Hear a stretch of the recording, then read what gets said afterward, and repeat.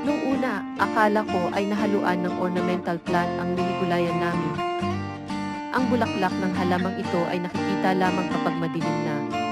Kapag may araw naman ay hindi ito makita. Nalaman ko lang kalaunan na ang bulaklak na ito ay sa patola pala.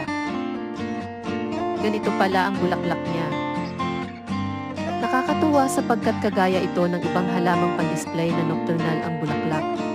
Isa na namang room moment ito para sa akin.